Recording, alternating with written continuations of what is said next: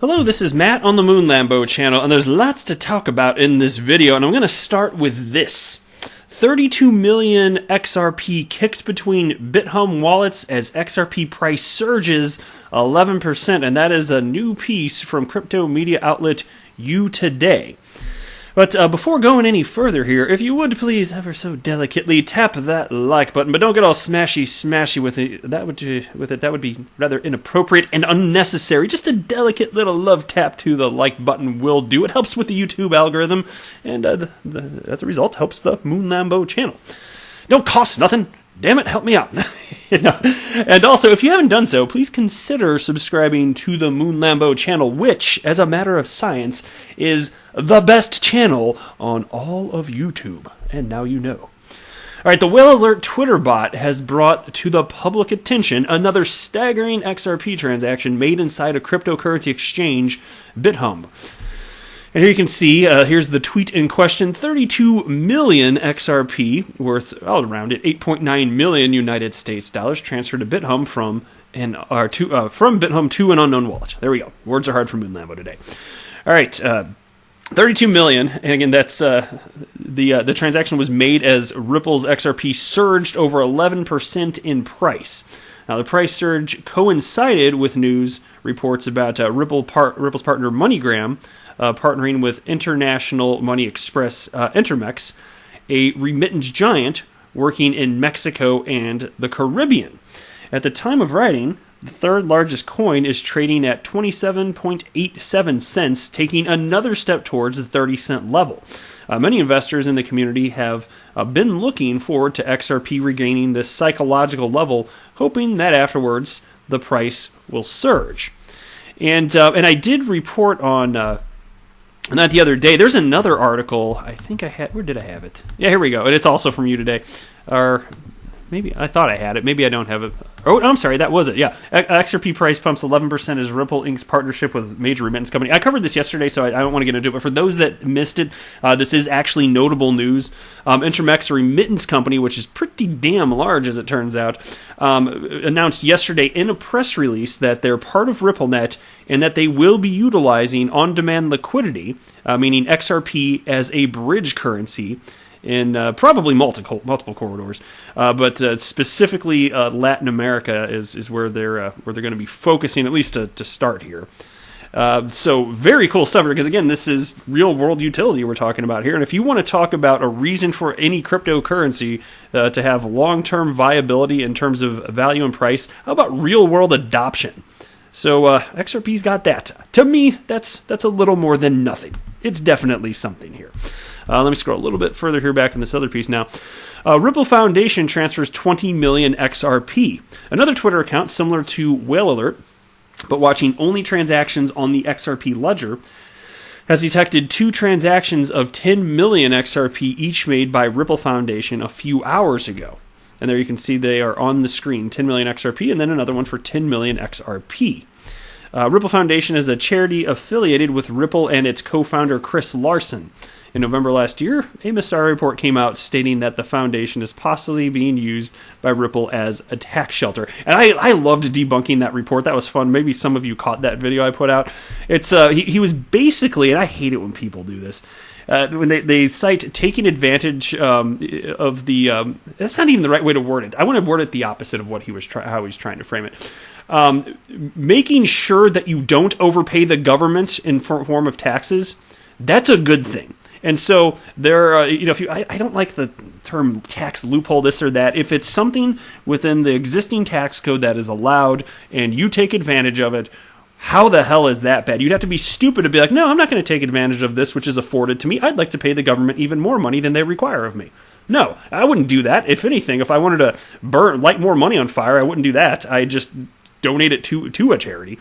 And so anyway, this was nonsensical here, and so it was It was fun to rip that little piece to shred. That was written by Ryan Selkis there. Okay. All right. Next here.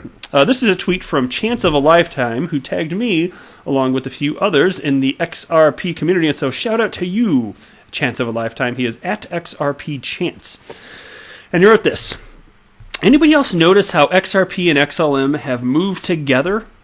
The charts look identical over the last 24 hours. And no, I was not looking at that, but I went ahead and pulled up Live CoinWatch, so thank you very much for pointing this out. I appreciate it. And here you can see right now XRP number 3 in market cap. XLM, Stellar, actually bumped out of the top 10. I don't know exactly when that happened, but they are no longer in the top 10. It goes back and forth. Sometimes they're in the top 10, sometimes they're not. But here's the weekly chart for XLM, where I'm circling, and here's the weekly chart for XRP.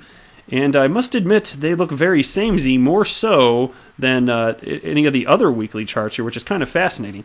Now, it's also been interesting to me, though, that out of the XRP used to be in the, or XLM rather, used to be in the top 10, and it may be again soon at some point in the future. And when it was, I remember citing that out of the top 10 cryptocurrencies, XRP and XLM, there was data indicating that they are the least correlated in terms of the price of the price action of a Bitcoin. They're least correlated to the movements in terms of Bitcoin. They're correlated, but they're less correlated in all the other coins. And so now XRP is the least correlated since XLM is out of there. But it's fascinating to me, and as far as why, all I could do is speculate. I don't have a firm answer for you, but it seems to me that given that XLM and XRP, very similar technology, because XLM is indeed a clone of the XRP ledger that's been slightly modified. And for whatever reason, it just looks like the XLM in terms of and XRP, they're being treated by speculators in a very similar action, both in terms of the degree to which they're correlated to Bitcoin, and at least in this short-term time frame, which admittedly, of course, is just a week, in terms of price action, at least over that period, while the rest of these charts, they look a bit different because the alt market's been getting nutso here lately. So it's worth pointing out, I think, and so thank you again, Chance of a Lifetime, for bringing that to my attention. I think it was definitely worth commenting here in a video. But you're going to see further decoupling over time, and eventually all these assets are going to have to behave, in terms of up and down price movement. They're going to ultimately, I don't know how long it's going to take, but they're going to behave independently of one another here. All right, next. This was an article from Cointelegraph, which I just found interesting. Bitcoin hedge argument growing stronger with time, says Pump. And we're talking about, investing in Bitcoin as a hedge against turmoil the world over, that type of thing, economic chaos. Now, excuse me. Now, when we're thinking about this, though, I think that this type of argument, if it's a reasonable narrative, if it's accurate that this is the case, that Bitcoin is being treated in such a way, I think that it should ultimately, one would suspect anyway, be true of all cryptocurrencies by and large. Maybe there'd be a rare exception, but I would think that would include XRP if it's the case.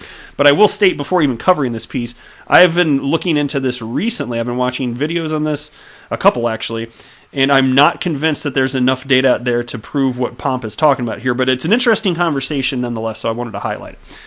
Anthony Pompliano, co-founder of digital asset management company Morgan Creek Digital, said his view of Bitcoin as a global hedge has solidified over time.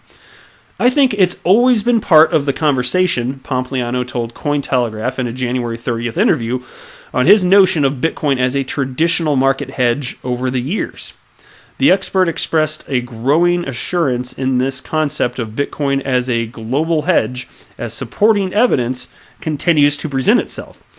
The more data you get, the more that you can believe something, he added. And there have been some instances, at least anecdotally lately, that could lead one to think, oh, maybe this is indeed how it's behaving, but I just don't think there's enough data to actually prove that yet, anyway. In past years, Pompliano has gone on the record multiple times with the view that Bitcoin is a non-correlated asset, meaning the asset does not necessarily rise and fall with the rest of the traditional market. Yeah, except for when it does, and there's been people like Tom Leaf with Fundstrat who have cited instances where it does, and so that's why you start to look at the data and you're like, what conclusion can I really draw? And the conclusion you can draw is that you need to wait until you have more data points to have a reasonable conclusion. That's what I think anyway. It's perfectly fine conversation, though. The Morgan Creek co-founder expressed this sentiment to CNBC in an August 2019 interview as Bitcoin rose in price amid a period of economic uncertainty. As the crypto space matures, its related trends and market behaviors also change. Pompliano, however, has not changed his stance on Bitcoin as a non-correlated asset.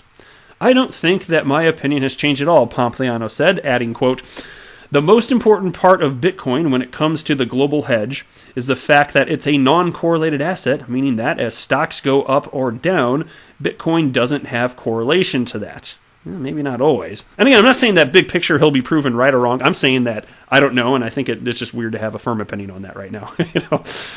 Mentioning May 2019 as an example, Pompliano said Bitcoin's price even moved in the opposite direction of the traditional market's S&P 500 index, as well as gold, amid trade wars and other worldwide market instability. Pompliano called this a negative correlation for Bitcoin. And again, so that's what I was citing about in terms of anecdotal evidence, and presumably it's accurate, but it's anecdotal. And there's a place for anecdotes, usually to help people understand a broader point, but it should not be taken as gospel. I know anecdotes are really not good for that. But anyway, that's it for this video. I am not a financial advisor. Do not buy or sell anything because of anything that I say or write. That would be a very, very, very bad idea. Until next time, to the moon, Lambo!